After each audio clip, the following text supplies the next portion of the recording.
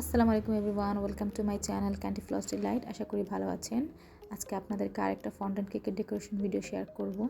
যেহেতু আমার fondant cake তেমন করা হয় না, তো এই কেকটার অর্ডার যখন আসে তখন রেফারেন্স পিকে দেখলাম যে ফন্ডেন্টের কাজগুলো ছিল সেগুলো তুলনামূলকভাবে সহজই, আর বেশি টুলসের প্রয়োজনও নেই। যেটা আমার বাসায় অ্যাভেলেবেল আছে তাতেই হয়ে যাবে। তো এই জন্য আমি অর্ডারটা নিই। আর এখানে কেকটা ছিল 2 পাউন্ড চকলেট ফ্লেভারের কেক। সো এখানে 2টা লেয়ার হবে। আর কেকটা ছিল ডক্টর থিমের কেক, মানে এখানে স্টেথোস্কোপ, তারপরে কিছু মেডিসিন, তারপরে মেডিসিনের যে লোগোটা ওইটা হবে, এরকম টুকটাক কাজ ছিল, সেটা আপনারা দেখতেই পাবেন লাস্টে। তো এখানে আমার ক্রাম কোট করা শেষ। এটা ছিল উপরের লেয়ার, যেটাকে আমি 5 ইঞ্চি মোল্ডে বেক করে নিই। আর নিচের লেয়ারটা যেটা ছিল সেটাকে আমি 7 ইঞ্চি মোল্ডে বেক করে নিই। সো যেহেতু 2টা লেয়ার হবে, সো মাঝখানে একটু গ্যাপ রাখা প্রয়োজন। তো আমি নিচেরটা 7 আর উপরেরটা 5 ইঞ্চি মোল্ডে দিয়ে এটাকে বেক করি। তো এটাকে আমি ক্রাম কোট করে ফাইনাল ডেকোরেশন করে আমি এটাকে সেট করতে দিয়ে দিব ফ্রিজে। এরপর আমি নিচের যে লেয়ারটা সেটাকে ক্রাম কোট করব। সো প্রত্যেকটা কেকই এখানে 3টা লেয়ার হয়েছে, তার মানে আমি 3টা স্লাইস করে এটাকে ক্রিম দিয়ে ডেকোরেশন করেছি। আর এখন দেখতে পাচ্ছেন নিচের লেয়ারটা নীল কালারের মধ্যে হবে, হালকা নীল কালারের মধ্যে। তো এখানে আমি ক্রিমটাকে কালার করে এরপর এটাকে অ্যাপ্লাই করে দিচ্ছি। আর যখনই আমি উপরের লেয়ারটা বসাবো, এরপর বাকি যে ফন্ডেন্টের যে কাজগুলো আছে সেগুলো আমি এটাতে শেষ করব। তো ফন্ডেন্টের কাজগুলো একটু ট্রিকি, তার জন্য অনেক কিছু ইকুইপমেন্ট লাগে, যেটা আমার কাছে একদমই ছিল না। টুকটাক যা ছিল আমি তাতেই করে ফেলি। আর এখানে নিচে প্লেটের মধ্যে আমাদের হ্যাপি বার্থডে লেখাটা হবে, যেটা কাস্টমার চকলেটের চেয়েছিল, চকলেটের অ্যালফাবেট। তো আমি এখানে চকলেটের যে অ্যালফাবেট মোল্ডটা আছে সেটা নিয়েছি। আর আমি এখানে চকলেটটাকে মেল্ট করে এরপর ছোটো একটা পাইপিং ব্যাগের মধ্যে এভাবে আমি ঢেলে নিয়েছি। এরপর ওয়ার্ড ওয়াইজ যে কয়টা লাগবে ওয়ার্ড, সেটাতে আমি এরকম করে ফিল আপ করে এরপর স্প্যাচুলা দিয়ে ক্লিন করে এরপর ফ্রিজের মধ্যে 5 মিনিট রেখে দিয়েছি, যাতে এটা খুব তাড়াতাড়ি সেট হয়ে যায়। নর্মালও সেট হয়ে যেত, বাট আমার দ্রুত দরকার ছিল, তাই আমি 5 মিনিটের মতো ডিপ ফ্রিজে রেখেছিলাম। এরপর এটাকে আস্তে করে আমি খুলে নিয়েছি।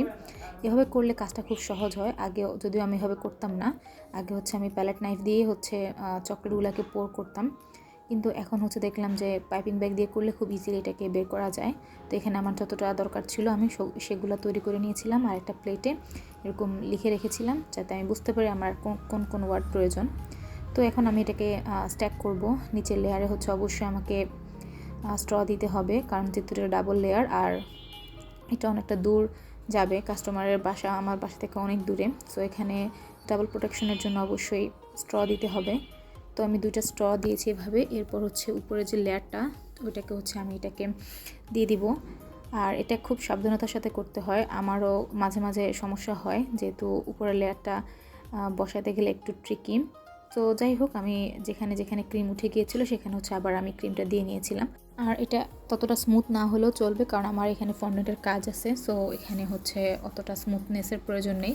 তো উপরে যেহেতু স্মুথনেসটা প্রয়োজন, সেখানে আমি আবার একটু ক্রিম দিয়ে একটু প্যালেট নাইফ দিয়ে এটাকে ক্লিন করে নিয়েছিলাম। এরপর আমি ফন্ডেন্টের কাজগুলোতে চলে যাব। ফন্ডেন্টের কাজের ভিডিও নেওয়া হয়নি, যেহেতু এটা অনেক লং প্রসেস, তো এই জন্য আমি ওভাবে করে ভিডিও নিতে পারিনি। বাট যা ছিল আমি সেটা আগের দিনই প্রিপেয়ার করে রেখেছিলাম, মানে রাতে প্রিপেয়ার করে রেখেছিলাম, যেহেতু কেকটা আমার সন্ধ্যা ডেলিভারি ছিল। তো রাতে প্রিপেয়ার করে রেখে এরপর আমি বিকালে কাজ শুরু করি, মানে ফাইনাল ডেকোরেশন। যেহেতু রাতে বানিয়ে রেখেছিলাম ফন্ডেন্টগুলো, তো এর মধ্যে এগুলো ড্রাই হয়ে যায়, এতে খুব সুবিধা হয়। আর জাস্ট কেকটা ডেলিভারি দেওয়ার আগে আমি কাজটা করেছিলাম। সো এখন আমি এখানে ফন্ডেন্টের জিনিসগুলো বসাবো। এভাবে আমি ফন্ডেন্টটাকে এরকম লম্বা সুতার মতো করে এরপর কেকের মধ্যে আমি অ্যাটাচ করব।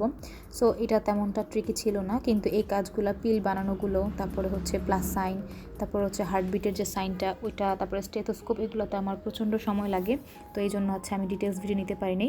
তো যাই হোক, আমি এভাবে করে 2টা পর্দার মতো দিয়ে ডক্টর প্রিন্স যেটা নামটা লিখতে বলেছিল কাস্টমার, সেটা লিখে এরপর প্লাস সাইন 2টার 2 পাশে দিয়ে দিয়েছিলাম। আর এখানে এখন আমি স্টেথোস্কোপটা এটাতে অ্যাটাচ করব। এটা একটু ট্রিকি কাজ ছিল, কারণ আমার সাইজ অনুযায়ী স্টেথোস্কোপটা বানানো হয়নি, একটু ছোটো হয়ে গিয়েছিল। তারপর আমি চেষ্টা করছিলাম এটা যেন ভালোভাবে অ্যাটাচ হয়ে যায়, কোনো রকম প্রবলেম না হয়। আসলে রেফারেন্স পিকে ছবিটা অনেক বড় ছিল, প্লাস স্টেথোস্কোপটাও বিরাট বড় ছিল। তো আমিও তো কেকটা ছোটো থাকে আমি ছোটো করে নিয়েছিলাম। এরপর আমি পিলগুলো এখানে বসিয়ে দিব। উপরে 2টা পিল দিয়ে দিয়েছি, আর হবে সাইডে ছড়িয়ে ছিটিয়ে দিয়েছিলাম। আর আমার এই যে বোর্ডের সামনে হ্যাপি বার্থডে ডক্টর প্রিন্স, এই লেখাটা আমি অ্যাটাচ করে দিয়েছি। তো যাই হোক, উপরে আমার কাছে একটু প্লেন লাগছিল, তো এই জন্য আমি উপরে একটু ফয়েল ওয়ার্কে কাজ করে দিয়েছিলাম। তো তো এই ছিল আমার কেকের ডেকোরেশন ভিডিও। আশা করি আপনাদের ভালো লেগেছে। ভালো লেগে থাকলে লাইক, শেয়ার এবং সাবস্ক্রাইব করে দিবেন। আল্লাহ হাফেজ।